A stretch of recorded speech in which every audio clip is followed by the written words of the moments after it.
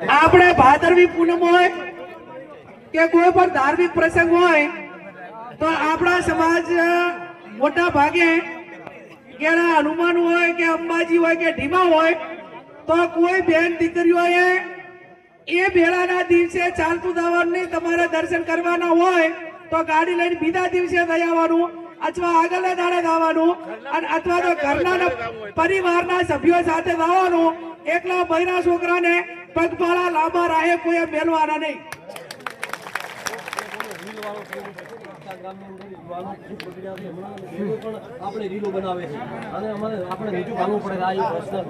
અર્ચનભાઈ નો પ્રશ્ન છે કે ખેતરમાં કઈક ઓલું હોય પછી એકાબીજા ઓલા કોમેડિયન ના છોકરા અને છોકરીઓ જે રીલ બનાવે છે, કોઈ હોન્ડા ઉપર ચડીને બનાવે, કોઈ તળાવના કિનારે કોઈ કેનાર ઉપર બેઠો હોય અને એ ક્યારેક ઘાતક પુરવાર થાય.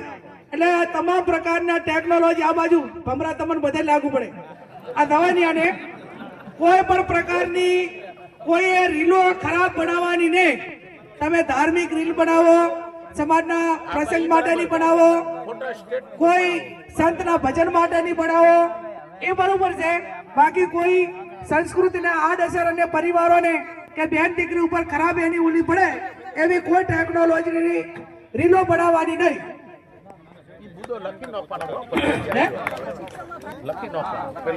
હવે આ બધું થઈ ગયું. આ બંધારણનો અમલ થાય એના માટે ગામ દીઠ 11 ની કમિટી બનાવવાની. કોઈ ભંગ કરે તો એના માટે બરોબર ને. અને પછી અને હું તો એમ માનું છું કે જો આવડો મોટો સમાજ ભેગો થયો હોય, 9 તાલુકા ભેગા થયા હોય, સદારામ બાપુના અને વાગડજીના નામે બાપાના આશીર્વાદથી આ બંધારણ અમલમાં મેળવાનું હોય અને છતાં કોઈ સમાજનો કોઈ વ્યક્તિ આ બંધારણનો કોઈ ભંગ કરે અને એનો અમલ ના કરે તો હું એનો એમ માનું કે કોઈ રાષ્ટ્રદ્રોહી હોય, કોઈ ગમે એ દ્રોહી હોય, આ સમાજ દ્રોહી ને સમાજનું નખુત કાઢવા વાળો ને એનું તો હાથે ભવી સદારામ બાપુ કદી સારું એનું કરે ને. સૌથી આવડો વૈણ મારો કોણ કહેવાય? આડે કરાય કે ના કરાય? આવડે મોટે સમાજ આવડું મજૂરી કરીને બંધારણ કર્યું હોય અને એનો કોઈ ભંગ કરે તો એ નાથ મારો કરાય કે ના કરાય? તો પહેલો તો એને નાથ મારો જ મેળવાનો. હા, આ સમાજના આ બંધારણનો કોઈ પણ ભંગ કરે તો હગાવાલન ગામે ભય થઈ અને એને નાથ મારો મેળવાનો. જ્યાં સુધી એ ઓલું ના કરે ત્યાં સુધી એના કોઈ પ્રસંગ બનાવડાવું અને જે હોય ગામની કમિટી એનો જે નિર્ણય લે એ પ્રમાણે કરવાનો રે. આ બીજા સમાજો બધા છે ને, બીજા છે જ. એટલે આ પ્રમાણેના મુદ્દા હતા. હવે આપણાને બોલો સદારામ બાપુની. હવે મારી બોલવાની કેપેસિટી પૂરી થઈ ગઈ છે.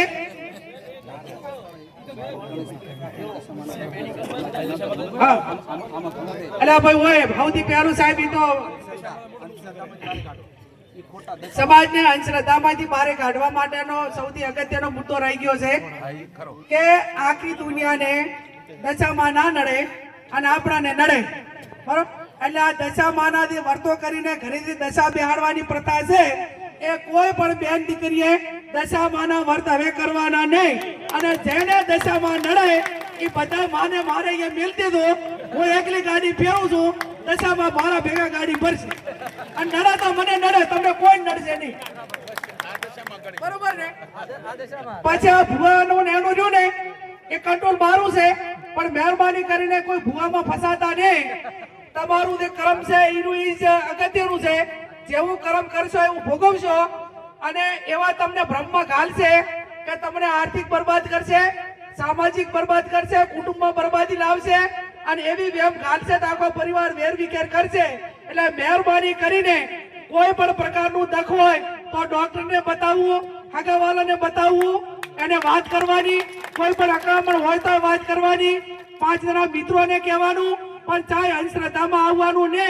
અને ભોપા જો આખા દેહનું બધું મટાડી દેતા હોય તો ઓન કેશોદી આ સાહેબ બે તમે કોઈ ભોપાની બાધા રાખો અને અમે તમારે અહીંયા કોઈ પણ કામ ના કરા અને ચૂંટણીમાં ફોર્મ ભરા દીધા તો એ ભોપો આજો તો અમે ભોપો લઈને બેહી રહ્યા ને ભાઈ તો સવારે 5 વાગે ઉઠીને રાતે વગાતા સુધી આ માથામાં શેર ઝૂડ લઈને ફરવાનું કોઈ કારણ કરો તો મને ભોપો દીતાડી દે એટલે ચાહે ભોપાની વાતરી જે ભોપા હોય માફ કરે ને કે પછી પેલો આપણે ના નડે ભાગે બરોબર એટલે આ માત્ર ભ્રમો છે માત્ર કમાણી અને સાધન છે ટોકા રસ્તા છે લોકોની માનસિકતા એની સમજણ કેટલી છે એની મગજની કેપેસિટી કેટલી છે એ નક્કી કરીને ભ્રમમાં ઘાલતા હોય છે એટલે મહેરબાની કરીને કોઈ પણ પ્રકારની તકલીફ હોય તો જેનો જે નિષ્ણાંત હોય એના કંદાવું હગાવાલાનું હોય તો હગાવાલા કંદાવું